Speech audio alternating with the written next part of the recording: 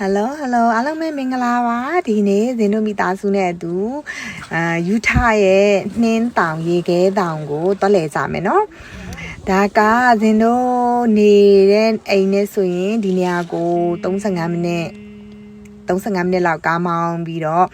ဒီရေခဲနှင်းတောင်ရှိတဲ့နေရာမှာကလေးတွေကဆက်လိုက်နှင်းလျှောစီးကြတာပေါ့နော်ဒီနေရာကအခမဲ့နေရာဖြစ်ပါတယ်ပတ်စံပေးရတဲ့နေရာတွေလည်းအများကြီးပါပတ်စံပေးရတဲ့နေရာတွေကသူတို့ကောင်းမွန်နဲ့ပြင်ဆင်ထားတဲ့နေရာတွေဖြစ်တယ်အညာတွေကတော့အရန်စေးကြီးပါတယ်မိသားစုလိုက်တွိုင်းတော့900လောက်ကုန်ကြမှာဖြစ်ပါတယ်ဒီနှင်းလျှောစီးဖို့ကလေဒါပေမဲ့သူတို့ကတော့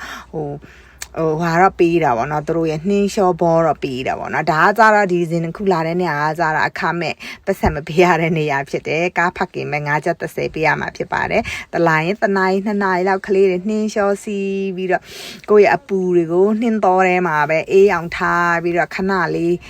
တစ်ဖြုတ်ပျော်စရာကောင်းတဲ့နေရာလေးဖြစ်ပါတယ်အမျိုးတို့လည်းလာလဲကြနော်ဖိတ်ခေါ်ပါတယ်